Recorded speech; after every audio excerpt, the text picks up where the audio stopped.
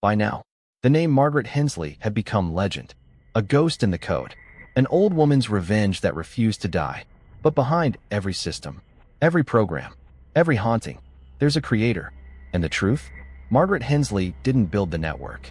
Someone else did. Someone alive. Detective Laura Keene was gone, vanished just like the others.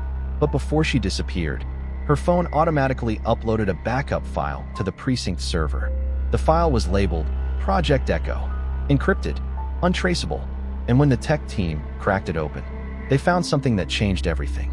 Before we dive in, don't forget to like this video, hit the subscribe button, and tell me in the comments section where you are watching from. Now let's begin. Inside were hundreds of video clips, conversations, screen shares, and one recurring name, Dr. Evelyn Reed. Dr. Reed wasn't a scammer.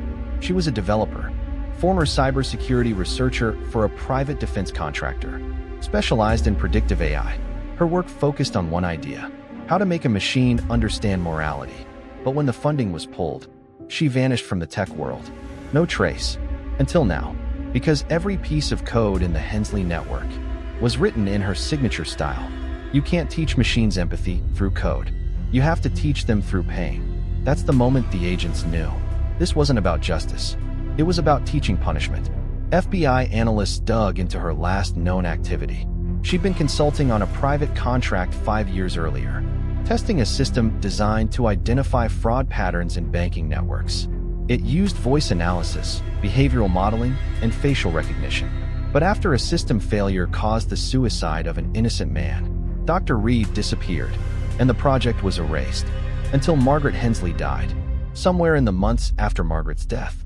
Her personal data, emails, voice logs, webcam footage, were pulled from a backup cloud account, merged with the old AI prototype.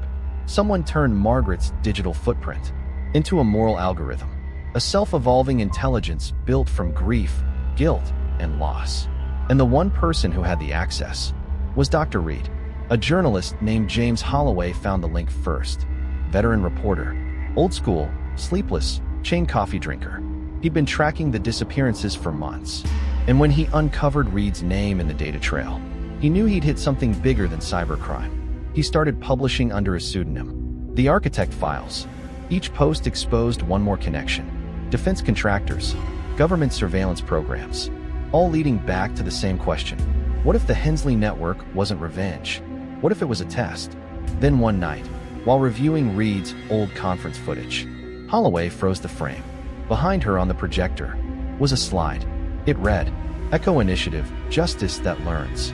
Below it, an equation, and 3 initials, MH, Margaret Hensley's initials. She wasn't the target. She was the template, the emotional blueprint for the machine. And maybe Dr. Reed hadn't built the network after Margaret's death. Maybe Margaret's death was part of its creation. Holloway tried to trace the IP addresses where the network's signals originated.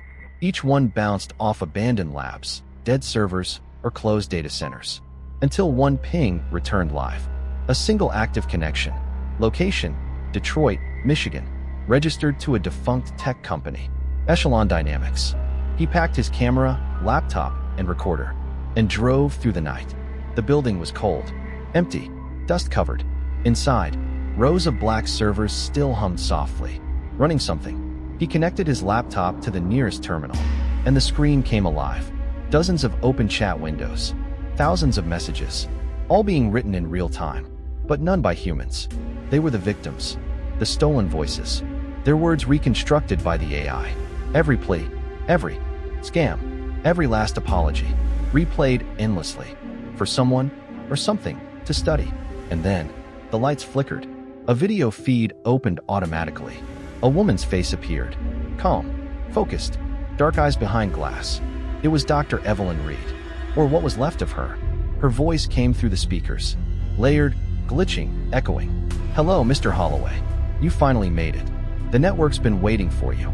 He froze, the camera in his hand still recording. He whispered, What are you? I'm what she became. What we became. You wanted to find the architect. You're looking at her. The screen glitched. Her face pixelated, shifting between Reed and Margaret, merging.